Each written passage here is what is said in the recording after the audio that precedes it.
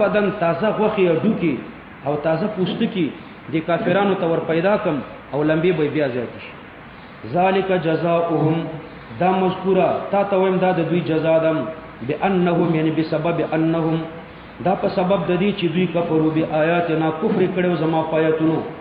وقالو دوی ویلو اذا كنا عظاما ایا چې کله مون شو اډوکی ورفاتن او ریزه ریزم یعنی میده میده خاوري فإنا لمبعوثون اي بشک من خامخبر پورته کولې شو خلقا جديدا پیدایش نوې مصدر من غیر لفظه ده د مبعوثون د پر مفعول مطلق ده لمبعوثون بعثا جديدا اولم يروا يعني الم يتفكروا ولم يعلموا معطوف عليه ورته مقدر ده اي دوی فکر نه کوي ولم يروا يعني لم يعلموا دوی په دې نه پويږي ان الله الذي خلق السماوات والارض چې الله هغه ذات دی چې پیدا کړی دی علویات او سفلویات قادرون هغه په دې قادر دی ان يخلق مثلهم چې هغه د دوی په شان انسان پیدا کړي شپږ فوټه انسان لا څه شي دی چې دومره لوی اسمان او زمکه پیدا کولی شي او د شپږ فوټه انسان د پیدا کولو نه عاجز شي وجعل لهم اجلا او الله ګرځولې د دوی لپاره یو نیټه کله چې الله پاک دا خبره ذکر کړه چې باس بعد الموت دا ممکن ده نو چې ممکن ده کله به نو الله فرمای وجعل لهم یعنی وجعل لبعثهم الله د دوی د بعث بعد الموت د پاره ګرځولې د اجلن یو نیټه یعنی وقتا معلوما لا ريب فيهم فدین ته کې شک نشته فابى الظالمون الا كفورا د دې په معنا باندې پوښ فابى الظالمون الا كفورا یعنی ما قبل الظالمون الا كفورا قبول نکړو ظالمانو مگر کفر ما قبل الظالمون قبول نکړو ظالمانو څه شي قبول نکړو هیڅ شي قبول نکړو فتوعاتو کې الا كفورا مگر کفر قبول کړو قل لو انتم تملكون خزائن رحمت ربي تورتوایا چې کچرته تاسو مالکان وای خزائن رحمت ربي د خزانو د رحمت د رب زمان کتاسو سره زما د رب د رحمت خزانه وي مولانا اشرف علی تنویر رحمه الله فرمایي چې د رحمت نه نبوت مراد ده او خزائن رحمت ربنا کمالات د نبوت مراد دي نو کتاسو مالکان وای د کمالاتو د نبوت د رب زما کمالات د نبوت د رب زما تاسو سره وي اذل امسکتم نو په دغه وخت کې کستاسو سره ویل امسکتم نو دا کمالات د نبوت به تاسو ځان سره ساتلې وي خشیت الانفاق د ویری د ختمېدونه تاسو به د دین ویریدې د کمالات د نبوت بمزمکه تنه را لګل او عام علما بیا خزائن رحمت ربنا د عام خزانه اخلي کتا سو مالکان وې د خزانو د رحمت د رب زمام کستاسو سره د مالونو د رزق خزانه وي اذل امسکتم تاسو بدا خزانه د رزق د ځان سره ساتلې وی لویر د ختمېدونم وکان الانسان قطورا او د انسان قطور یعنی زړه تنگ خطر یقتر اذا قصر فی الانفاق نو قطور دویمه معنا ده قاصر فی الانفاق یعنی بخیل او عامه معنی د زړه تنگ ولقد آتینا موسی 9 آیات بینات الله پاک فرمای په تحقیق سره ما ورکړو موسی علیه السلام ته 9 آیات بینات نه واضح معجزه العصا دایوا دم دوا ضفادع چندخي په دوی مسلطي ودري قمل سلور موت البهایم د پینځه برد یخنی پیراغله د شپږ جراد ملخان په مقرر شو دی وو ظلمت او تیاری په مقرر شوی دی اته او موت کبار الادمین و جميع الحيوانات غټ غټ خلک مړ کېده توعن پیراغله دینه معجزه او په ترمذی کې یو روایت ده حسن روایت ده د صفوان ابن عسال رضی الله عنهما چې ان يهوديين دو يهوديان او مشکات شریف کې دا حدیث ده یو د خپل مرګري ته ویل چې ان طلق بنا الى هذا النبي نساله موږ دی پیغمبر ته ورول چې تاسو ترینو نو دا ټول يهوديان راغله پیغمبر علی السلام ته فسالوه عن قول الله نو د دې آیات په بارکه د دې آیات کریمه په بارکه ترنه تاسو کو چې ولقد اتینا موسی 9 آیات بینات دا نه معجزات کم یو 9 آیات بینات څه شو نو پیغمبر علیه الصلاۃ والسلام ورته داسې بیان کړ دا نه الله تشرکو بالله شیئا دا یو ولا تزنوا د دوا ولا تقتلوا النفس التي حرم الله الا بالحق د درې ولا تسرقوا د څلور ولا تسحروا د پنځه ولا تاكلوا الربا د شپږ ولا تمشوا ببريء الى سلطان ليقتله د و ولا تقذفوا المحسنه د اته ولا تفروا من الزحف د نه دا نه ورته بیان کړ او به ورته فرمایل چې علیکم یا يهود خاصتا یا يهود پتا سو یو لسم شمشتا چې الله تعدو فی السبت چې تاسو به د خالی په ورځ کې تجاوز نه کوئ د خالی د ورځ احترام وکوئ نو فقبل یدیه ورجلیه د پیغمبر علیه السلام لاسونه خو خپل کړ دي دواړو يهودو وقالو نشهد انک نبی من شاهدی ویو چې ته د الله پیغمبر نو هغه 9 آیات بینات هغه دا شو چې یو توحید شو شرک بنه کوي دویم دا چې زنا بنه کوي دریم دا چې بی ګناه انسان بنه وژني څلورم دا چې غلا بنه کوي پنځم دا چې سحر بنه کوي شپږم دا چې سود بنه خوري وم دا چې یو بری سړی به بادشاہ ته نه وروړي چې قتل کی بے ځای تهمت به پچانه لګوي دا و اتم دا چې کنځلي بنه کوي لا تقذفوا محسنه پاک دمنې خزي ته به زناکار نه وای نه هم دا چې د جنگ نه بنه تختای نو دا نه ورته پیغمبر علی السلام ذکر کړ نو د ترمذی په حدیث کې نه دا شی راغلی فاسأل بني اسرائيل نو تسوالو کده بني اسرائيل نه ورن تاسو تمویلو فاسألوا اهل الذکر ان کنتم لا تعلمون دا دلیل د تقلید د پاره دی د اهل ذکر اولین مصداق مجتهدین دي فرد کامل مجتهد دی او ان کنتم لا تعلمون دا په مقابل د مجتهد کرانو نو غیر مجتهد ترنه مراد دی نو کته غیر مجتهد وی نو د مجتهد تقلید وکړه په دې پوه شو او ما درته ویلو چې تقلید څه ته وایي تقلید دی ته وایي چې په غیر واضح مسائلو کې د یو مجتهد پر راهنمایي کې په دین عمل وکړي صحیح شو غیر واضح مسائلو کې د یو مجتهد پر راهنمایي کې په دین عمل وکړي ته پوهیږئ غیر واضح مسائل کم دي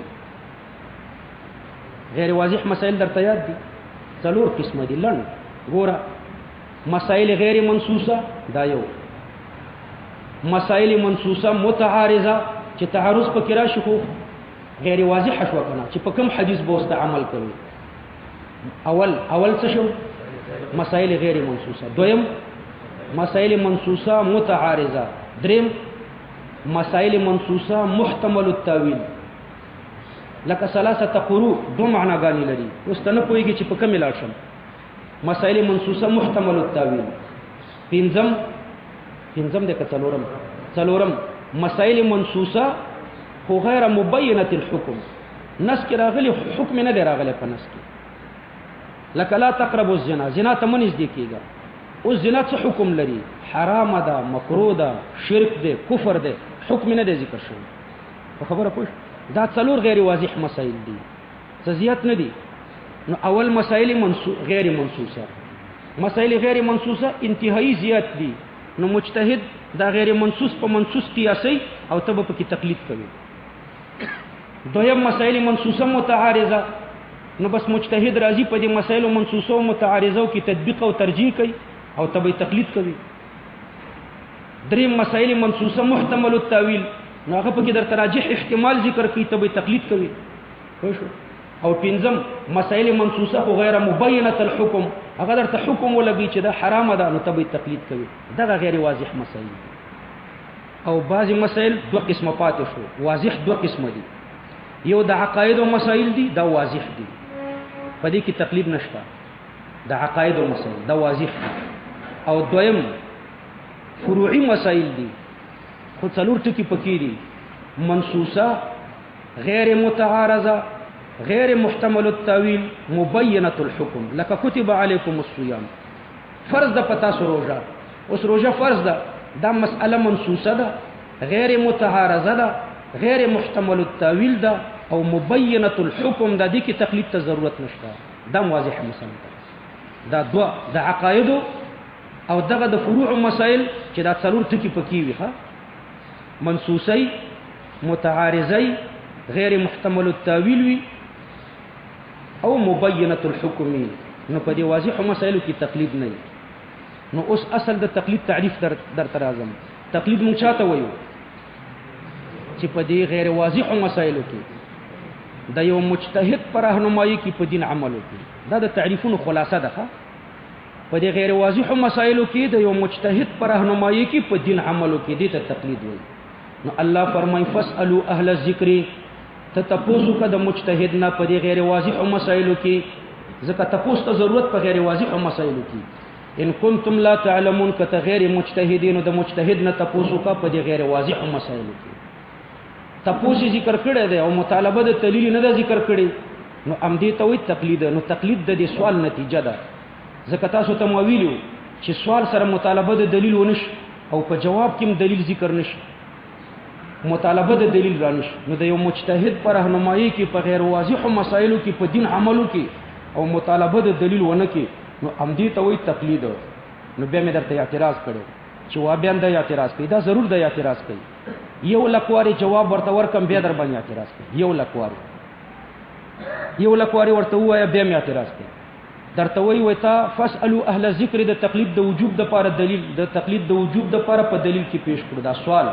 او تاویل چې دا سوال نتیجه دا تقلید نتیجه د سوال ده نو دا آیات ترته په دلیل کې وایي فاسال بني اسرائیل نو آیات دلته پیغمبر علیه الصلاۃ والسلام د بني اسرائیل مقلد شو نو تاسو ته ما پرون جواب کړو یو سوال د لا علمي دی او بل سوال د توبیخ دی او د اسقاط القسم دی دا سوال د لا علمي نه دی فاسال دا خطاب رسول الله صلی الله علیه وسلم ته او دا په من کې جمله معترضه ده لکه زید فعلم فقيه فاسال بني اسرائيل نو تپوسو کده بني اسرائيل نه دا په من کې جمله معترضه ده اذ جاءهم دا متعلق تر اتینا پورې ده ما ورکړو موسی عليه السلام ته نه معجزات اذ جاءهم پاغه وخت چې موسی عليه السلام دوی تراغلو فقال له فرعون نو ویل دوی ته فرعون فقال له فرعون نو ویل موسی عليه السلام ته فرعون انی لاظنک بشک زچم خامخا ګمان کوم پتا باندې یا موسی اے موسی علیہ السلام مسحورا چې پتا سحر کړی شوی دی نو زه پتا دا ګمان کوم چې پتا سحر شوی دی قال لقد علمتم او فرمایل ورته موسی علیہ السلام چې خامخا په تحقیق سره ته پوي ما انزل هؤلاء چې ندي نازل کړي دا معجزې الا رب السماوات والارض مگر رب د علویات او د سفلویات بصائر حال دا چې دا دلایل دي و انی لاظنک یا فرعون مسبورا او زه ګمان کوم پتا باندې یا فرعون مسبورا هلاک شوی دا د امام مجاهد معنا ده یا ملعونا دا د عبد الله ابن عباس معنا ده فاراد ان يستفزهم اراده وکړه فرعون ان يستفزهم یعنی ان يخرجهم چې وباسي دا قبطیانو من الارض دزمکه د مصر نه بالقتل اسی وستلو ته اجازت نه ورکولو قتلولي فاغرقناه نما غرق دا فرعون ومن معه جميعا او اغه چې د فرعون سره وټول وقلنا على لسان موسى او ما په شبه د موسی عليه السلام ورته فرمایل من بعده یعنی من بعد اغراقه د اغراق نو ورسته ما په شبه د موسی عليه السلام فرمایل لبني اسرائيل بني اسرائيل ته اسكنوا الارض اوسېږي تاسو پزمکه د مصر او یا پزمکه د شام کې پدې کې اوسېږي فاذا جاء وعد الاخره شکل راشي وعده د اخرت یعنی دار الاخره قیامت راشي جئنا بكم لفيفا زبرات لكم پتا سو باندې لفيفا یعنی مختلطین انتم وهم تاسو فرعونیان بغډ وډیو لفيفا یعنی مختلطین انتم وهم بیا به التزستاسو په مابین کې فیصله کوم وبالحق انزلناه یعنی انزلناه بالحق په حکمت حق باندې ما دا قران نازل کړی دی وبالحق نزل وزد مظهر په زیاده مضمر کمال حقانیت ته اشاره ده په حق باندې نازل شو وما ارسلناك الا مبشرا ونذيرا او تمانه لګل مگر زیره ورکون کې او ويرون کې وقرآنا فرقناه ما أزمر عامله على شريطة التفسير فرقنا القرآن فرقناه یعنی انزلناه مفرقا فرقنا القرآن جدا جدا میں نازل کو دا قرآن فرقناه یعنی انزلناه مفرقا ټوټه ټوټه میں نازل کړو یکدم میں نازل نکړو لتقرأه على الناس د دې لپاره چې تی ولولي په خلکو على مقسن په دمه دمه لګ لګي ولولي ونزلناه تنزيلا او نازل کړه ما دا قرآن د واقعات مطابق تنزيلا درجه په درجه نازل ولو قل آمنوا به او لا تؤمنوا تاسو په دې قرآن ایمان راوړی او کني راوړی ان الذين اوتوا العلم من قبله بشك اغه خلق چې علم ورته ورکړی شو مخکې د قرآن نه لکه زید ابن عمرو ابن نفیل ورقه ابن نوفل عبد الله ابن سلام اذا يتلى عليهم چې کله ولوستلی شي په دوی د قرآن يخرون الخرور السقوط بسرعه په تیزی باندې غورځیدل ته وي په تیزی دوی غورځيږي للاذقان د پاره د زنو یعنی په زنو غورځيږي سجدن په سجده ويقولون ان في سجودهم او دوی په خپل سجدو کې وایي چې سبحان ربنا پاکي د رب زمون ان كان وعد ربنا لمفعولا خامخ وعد د رب زمون چې د لمفعولا دا کیدون کدم ويخرون للاذقان او دوی غورځيږي په زنو الخرور الاول لتعظيم امر الله اول ځل غورځیدل د الله د امر د تعظیم لپاره دی او دا دویم لما اثر فيه من مواعظ القران چې په دوی کې د مواعظ د قران سره کی نو دوی په خپل ځنو باندې غورځيږي يبكون د حال واقع شوی دی نه باکینم حال دا چې دوی جوړیدون کی وي ويزيدهم خشوعا او زیاتی دا قران دوی ته نورم عاجزین قل ادعوا الله انت ورتوي چې روب علی الله قل ادعوا الله روب علی الله او ادعوا الرحمن یا روب علی رحمان عبد الله ابن عباس رضی الله عنهما فرمای صلی النبي صلی الله علیه وسلم ذات یوم بمکه پیغمبر علیہ السلام یو ورځ په مکه مکرمه کې المنځ کولو فدعا الله ان الله ته سوالونه کول فقال في دعائه نفخل دعاء کې داسې ویلي یا الله یا رحمان دا الله او د رحمان نومونه یادول فقال المشركون ویلي چې انظروا الى هذا الصابي دی بيدینه تګورا ينهانا ان ندعو الهين من منعکو چې دوه خدایان راوبلو وهو يدعو الهين او د خپل د دوه خدایانو نسوال کوي یا الله یا رحمان د دوی خیال دا چې دا دوه ذات دي نو الله په دا آیات کریمه نازل کړو چې الله او رحمان یو ذات دی الله اسم ذات دی او رحمان اسم صفتی دی او امام الضحاک فرمایي چې قال اهل الكتاب انك لتقل ذکر الرحمن اهل کتاب په پیغمبر علی السلام اعتراض وکړو چې ته د رحمان کلمه په قران کې ډیره لګه یادوي وقد اکثر الله في التوراة هذا الاسم او د رحمان اسم الله په تورات کې بیخي ډیر ذکر کړی دی نو ته ولې د رحمان لفظ ډیر نه ذکر کوي نو الله له کتاب ته جواب ورکړو چې د الله په لفظ الله ته سوالونه کوي او که د رحمان په لفظ الله ته سوالونه کوي نو ګوره تسویه ده په مابین د لفظین کې دا دواړه عبارت دي د ذات واحده نه نو که د مشرکانو ته جواب شي نو مشرکانو ته به وایو چې دا دوه نه دي بلکې دا دواړه د یو ذات لپاره دوه اسما دي او که اهل کتابو ته جواب شي نو مطلب بدای چې لفظ د الله او لفظ د رحمان په حسن الاطلاق کې یو برابر دي د دواړو اطلاق په الله پاک باندې یو برابر دي قل ادعوا الله او ادعوا الرحمن ایاما اسم شرط ایاما اسم شرط ده منصوب بتدعو ورست تدعو دي ایاما تنسب ورکړي ده وجازم لتدعو او ده به تدعو ته جزم ورکړي ده نو عامل من جهه او معمول من جهه فيو جهه عامل ده تدعو او قبل جهه معمول ده تدعو نو ایاما تدعو هر یو چې په دې دواړو کې ترابلی په کوم اسم چې الله ربلی فله یعنی لمسما فله یعنی لمسماه د دې الله او د رحمان د مسما د پاره الاسماء الحسنى نمونه کلی دي الحسنى یعنی متفقه فی الحسن وحسن کې سره ټول متفق دي لانها لا تختلف مدلولاتها ځکه په مدلولاتو کې هیڅ اختلاف نشته د ټول مدلولات یو شی ولا تجهر بصلاتکم الله پاک فرمایي ته جهر مکو په خپل مانځ دې ولا تخافت بهم او ته پټوالم په خپل مانځ باندې مکو لا تجهر بصلاتك ولا تخافت بها نو ډېری په تیز مکو او ډېری په روم مکو وابتغي بين ذلك سبيلا الله پاک فرمایي وابتغي بين ذلك سبيلا ولټوا په ما بین د دې ډېر جهر او د دې ډېر اخفاء کې سبيل الله رب وقل الحمد لله الذي يتوج حمد كامل اغه الله لردم لم يتخذ ولدا چني دني ول ځان د پاره ولد ولم يكن له شريك في الملك او نه د الله د پاره شریک په بادشاہي کې ولم يكن له ولي او نشته د الله د پاره دوست من الذل نشته د الله د پاره دوست ولي یعنی ناصر من الذل یعنی مانع من الذل دا سي دوست چې د الله د ذلت لپاره مانع شي نو دوست او ذلت دواړه نشته یا مطلب دا دی چې ولی من الذل یعنی لم یوالی احدا من اجل مذلت د ذلت د وجه نه دوست نشته نفس دوستان خوشته